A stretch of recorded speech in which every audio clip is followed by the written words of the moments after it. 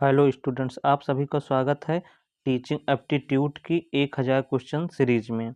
आज हमारा भाग नंबर 11 है, शिक्षण में नैतिकता और मूल्यों पर आधारित एमसीक्यू। अगर आप छत्तीसगढ़ बीएड डीएलएड तथा Pandit Sundarlal Sharma B Ed D El Ed entrance exam की तैयारी कर रहे हैं तो आप हमारे कोर्स से जुड़ सकते हैं। इस कोर्स में आपको recorded classes, doubt session, PDF notes दिए जाएंगे। यह कोर्स आपको A2 क्लासेज ऐप पर मिल जाएगा। यह ऐप आपको इस वीडियो के डिस्क्रिप्शन में तथा प्ले स्टोर पर मिल जाएगा। इस बैच का प्राइस 999 रुपये है तथा पहले 50 स्टूडेंट के लिए इस बैच का प्राइस मात्र 499 रुपये रखा गया है।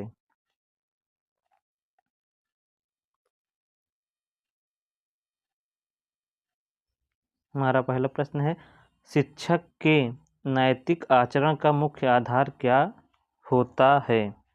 छात्रों की आर्थिक स्थिति, शिक्षक का आत्मानुशासन और नैतिकता, केवल विद्यालय के नियम, परीक्षा परिणाम।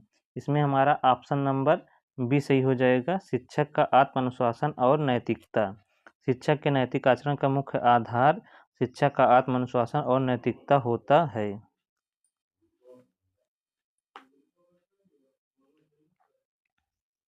शिक्षा में नैतिकता का क्या उद्देश्य है? छात्रों में अनुशासन बनाए रखना, केवल शिक्षकों का मूल्यांकन करना, छात्रों में नैतिक मूल्य और सामाजिक जिम्मेदारी को विकसित करना, परीक्षा परिणाम सुधारना। इसमें ऑप्शन नंबर सी सही हो जाएगा, छात्रों में नैतिक मूल्यों और सामाजिक जिम्मेदारी को विकसित करना। शिक्षा में नैतिकता का यह उद्देश्य है कि छात्रों में नैतिक मूल्यों और सामाजिक जिम्मेदारी का विकास करना। शिक्षक को अपनी कक्षा में निष्पक्षता कैसे बनाए रखनी चाहिए? केवल मेधावी छात्रों को प्रोत्साहित करके, सभी छात्रों के साथ समान व्यवहार करके, केवल विद्यालय प्रशासन के निर्देशों का पालन करके, कमजोर छात्रों को अनदेखा करके। इसमें हमारा ऑप्शन नंबर बी सही हो जाएगा, सभी छात्रों के साथ समान व्यवहार करके। शिक्षक को अपनी कक्षा में निष्पक्षता रखनी चाहिए, सभी छात्रों के साथ समान व्यवहार करना चाहिए। शिक्षण में व्यावसायिक नैतिकता का क्या महत्व है? शिक्षकों को अनुशासित बनाना, केवल कक्षा प्रबंधन को आसान बनाना, शिक्षा प्रणाली में ईमानदारी और पारदर्शिता बनाए रखना, शिक्षकों को परीक्षा में अच्छे अंक दिलाना। इसमें हमारा ऑप्शन नंबर सी सही हो जाएगा, शिक्षा परीक्षा प्रणाली में ईमानदारी और पारदर्शिता बनाए रखना। शिक्षा में व्यावसायिक नैतिकता का यह महत्व है कि शिक्षा प्रणाली में ईमानदारी और पारदर्शिता बनाए रखना।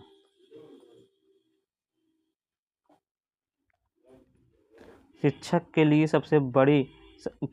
लिए सबसे महत्वपूर्ण नैतिक गुण कौन सा है?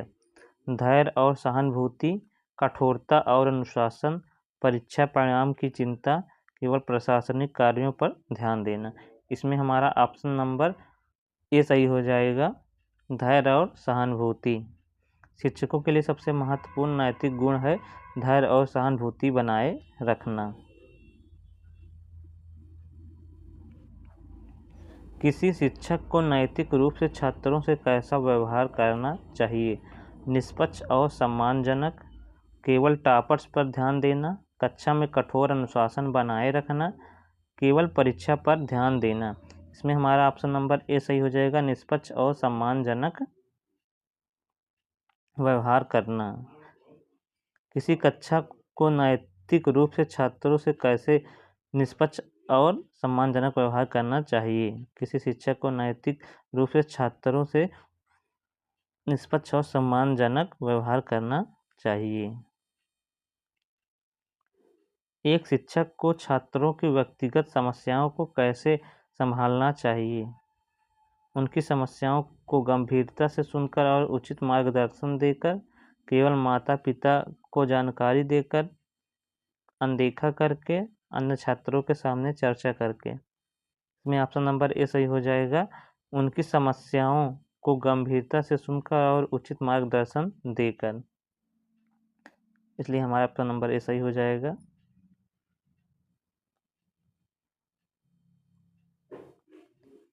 शिक्षा में नैतिकता और अनुपस्थिति से क्या प्रभाव पड़ सकता है? शिक्षा की गुणवत्ता में गिरावट, छात्रों में अनुशासन की वृद्धि, परीक्षा परिणाम में सुधार, शिक्षकों के लिए अधिक लाभ। इसमें ऑप्शन नंबर ए सही हो जाएगा। शिक्षा की गुणवत्ता में गिरावट। शिक्षा में नैतिकता की अनुपस्थिति से शिक्षा की गुणवत्ता में गिरावट का प्रभाव पड़ता है।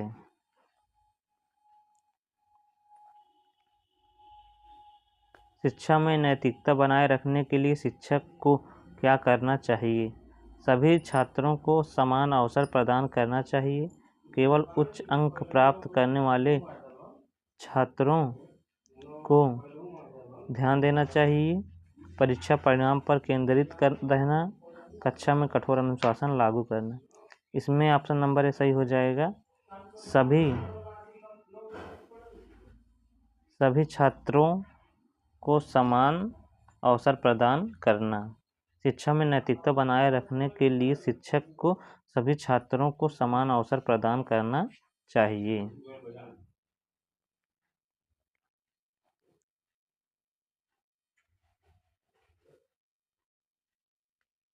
शिक्षक के लिए गोपनीयता क्यों महत्वपूर्ण है? छात्रों की व्यक्तिगत जानकारी को सुरक्षित रखने के लिए, परीक्षा में अच्छे अंक देने के लिए, केवल विद्यालय प्रशासन को संतुष्ट करने के लिए, छात्रों पर दबाव बनाने के लिए। इसमें हमारा ऑप्शन नंबर ए सही हो जाएगा। छात्रों की व्यक्तिगत जानकारी को सुरक्षित रखने के लिए। शिक्षक के लिए गोपनीयता छात्रों की व्यक्तिगत जानकारी को सुरक्षित रखने के लिए महत्वपूर्ण है। नैतिकता का शिक्षण प्रक्रिया में क्या योगदान होता है? छात्रों को अच्छे संस्कार देने में सहायता, केवल अनुशासन लागू करने में सहायता, परीक्षा परिणाम सुधारने में सहायता, केवल पाठ्यक्रम पूरा करने में सहायता। इसमें हमारा ऑप्शन नंबर ए सही हो जाएगा। छात्रों को अच्छे संस्कार देने में सहायता। नैतिकता का शिक्षण प्रक्रिया में छात्रों को अच्छे संस्कार देने में सहायता होती है। शिक्षक के लिए सत्यनिष्ठ इंटीग्रिटी का क्या अर्थ है? ईमानदारी और निष्पक्षता से कार्य करना, केवल परीक्षा परिणाम सुधारना, केवल छात्रों पर नियंत्रण रखना, प्रशासन के सभी आदेशों का पालन करना। इसमें हमारा ऑप्शन नंबर ए सही हो जाएगा। ईमानदारी और निष्पक्षता से कार्य करना। शिक्षक के लिए सत्यनिष्ठ इंटीग्रिटी का यह अर्थ है कि ईमानदारी और निष्पक्षता से कार्य करना।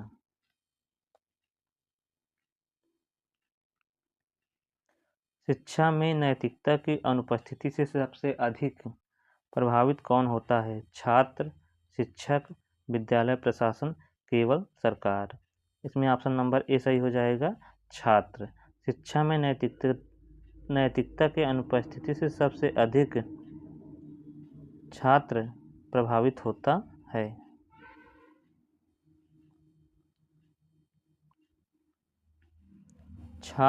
शिक्षक को छात्रों की समस्याओं का समाधान किस प्रकार करना चाहिए?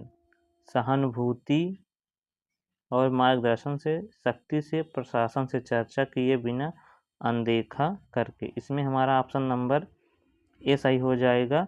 सहानुभूति और मार्गदर्शन से। सहानुभूति और मार्गदर्शन से शिक्षक को छात्रों की समस्याओं का समाधान सहानुभूति और मार्गदर्शन से करना चाहिए। शिक्षक को छात्रों में नैतिक मूल्यों को कैसे विकसित करना चाहिए? अपने आचरण से उदाहरण प्रस्तुत करके, केवल अनुशासन लागू करके, परीक्षा परिणाम पर ध्यान देकर, केवल पाठ्यक्रम को पूरा करके। इसमें हमारा ऑप्शन नंबर ए सही हो जाएगा। अपने आचरण से उदाहरण प्रस्तुत करके। शिक्षक को छात्रों में नैतिक मूल्यों को कैसे शिक्षक को छात्रों में नैतिक मूल्यों को अपने आचरण से उदाहरण प्रस्तुत करके विकसित करना चाहिए।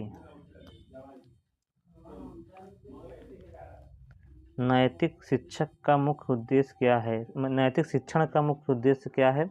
छात्रों में सामाजिक और नैतिक मूल्यों का विकास करना, केवल अनुशासन सिखाना, परीक्षा में अच्छे अंक प्राप्त करना, केवल पाठ्यक्रम समाप्त करना। इसमें ऑप्शन नंबर ए सही हो जाएगा। छात्रों में सामाजिक और नैतिक मूल्यों का विकास करना। नैतिक शिक्षण का मुख्य उद्देश्य क्या है?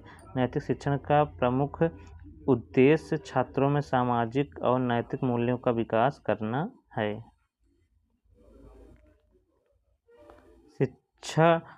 शिक्षक को अपने व्यक्तिगत मतभेदों को शिक्षण से कैसे अलग रखना चाहिए?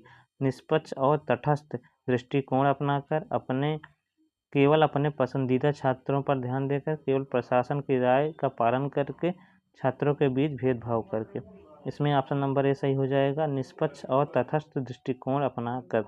शिक्षक को अपने व्यक्तिगत मतभेद को शिक्षण से निष्पक्ष और तटस्थ दृष्टिकोण अपनाकर अलग रखना चाहिए।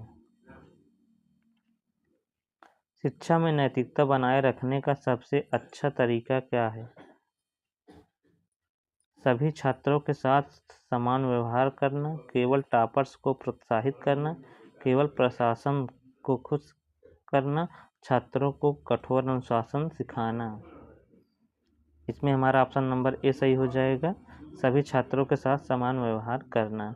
शिक्षा में नैतिकता बनाए रखने का सबसे अच्छा तरीका सभी छात्रों के साथ समान व्यवहार रखना है। शिक्षक को विद्यार्थियों के प्रति किस प्रकार की भाषा का प्रयोग करना चाहिए? सम्मानजनक और प्रेरणादायक, कठोर और अनुशासनात्मक, केवल आधिकारिक भाषा, छात्रों के स्तर के अनुसार भाषा बदलती रहना। इसमें हमारा ऑप्शन ए सही हो जाएगा। सम्मानजनक और प्रेरणादायक। शिक्षक को विद्यार्थी के प्रति सम्मानजनक और प्रेरणादायक भाषा का प्रयोग करना चाहिए। शिक्षक को किस स्थिति में छात्र को दंड देना चाहिए?